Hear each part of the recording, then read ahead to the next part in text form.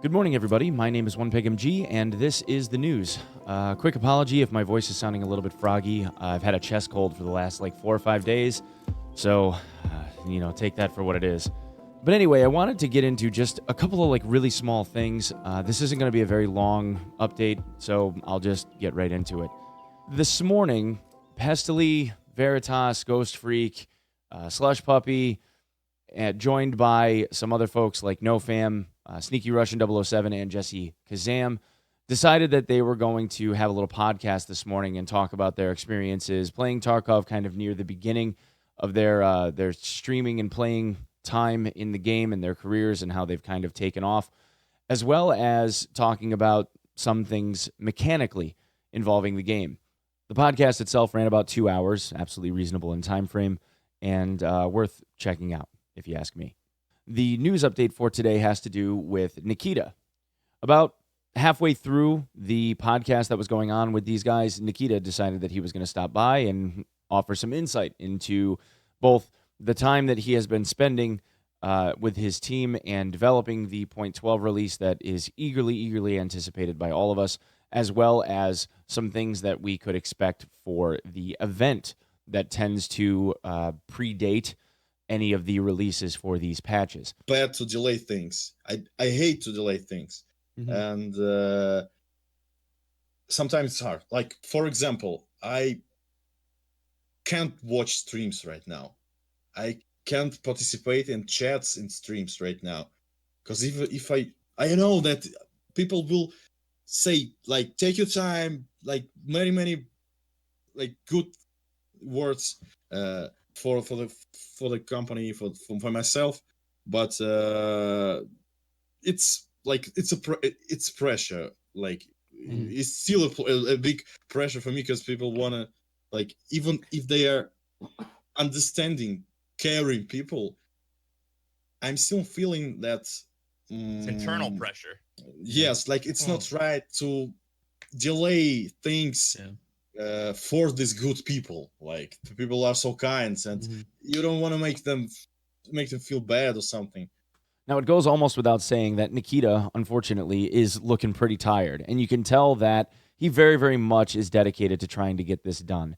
It looks like he's not really having any fun with this. You can tell that it's something where, at least in this case, he genuinely appears to be someone that really wants this to work. He genuinely cares, it seems, about the player base and what we all think. And I just want to take a little side pot moment and commend them for the effort that they are putting in. I know full well that they're trying to get this thing done, and I just hope that it comes for them quickly, and the bugs and things that they are running into that is slowing them down ends up being something that finally comes to an end. That being said, there was a very, very large piece of information that came out of this podcast that I want to share with you guys. And I'm not even going to give you a little bit of foreshadowing. I'm just going to let this thing play, and we can kind of all react together.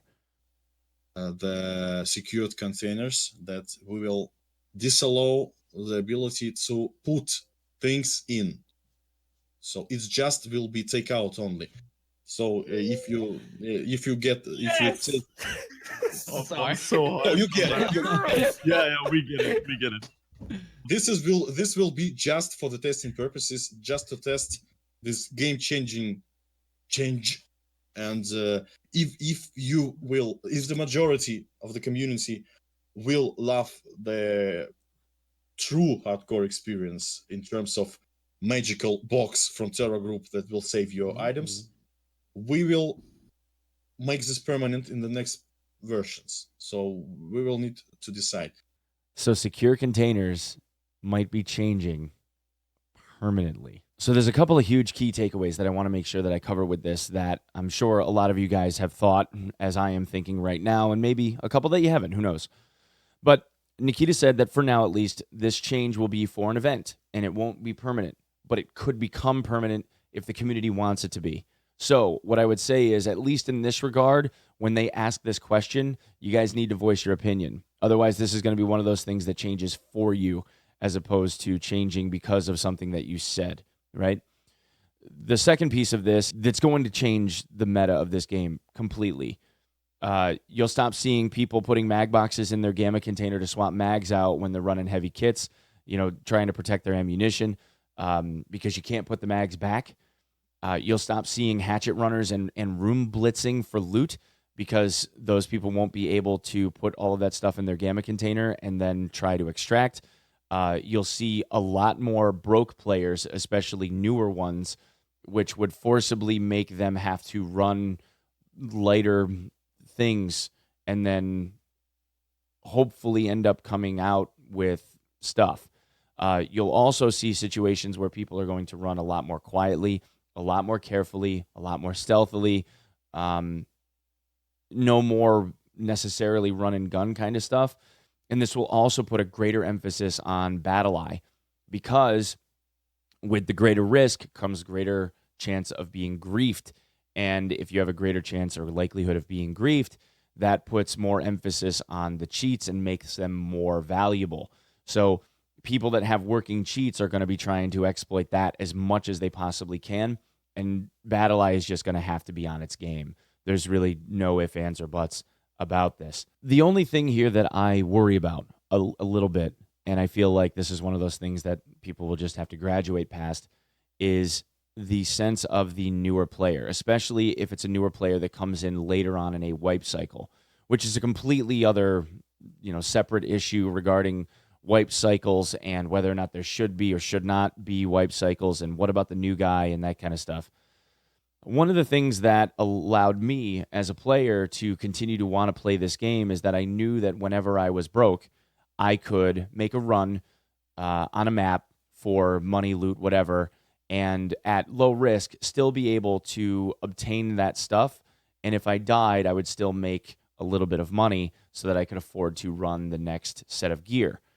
If it gets to the point where someone is left with a Makarov and no backpack, that puts them in a position where they may not want to play anymore, knowing full well that they can't save anything that they have. As a newer player, say under the level of 20 or so, if you're in that newer quote-unquote player position, that kind of strain on your quote-unquote wallet could end up being problematic. And the last thing that I want to have happen for newer players coming into this game is for them to get so discouraged that they stop persevering. I think that our game, as a community needs an influx of new players, and we don't necessarily want to dissuade them any more than Tarkov already does because it's a really daunting game to push them away. So perhaps the answer to this would be some type of graduated system. You're allowed to put items inside of your gamma container up to level 20 or level 25 or even level 30. But after that, then the game changes, right? You're an adult now. Now you can't use it. I don't know if that's even something that can be coded into the game. I'm assuming that it could be once they reach that threshold. But perhaps something like that where there's some type of graduation into no longer are you able to gamma items because you've kind of learned a bit about the game now and how to hold on to things that you need to hold on to. Maybe that would be a better answer. I don't know. Let me know what you guys think. Thank you guys again so much for everything. I'll see you on stream. Crazy, crazy news. Huge day. And I'll see you soon. All right? Peace.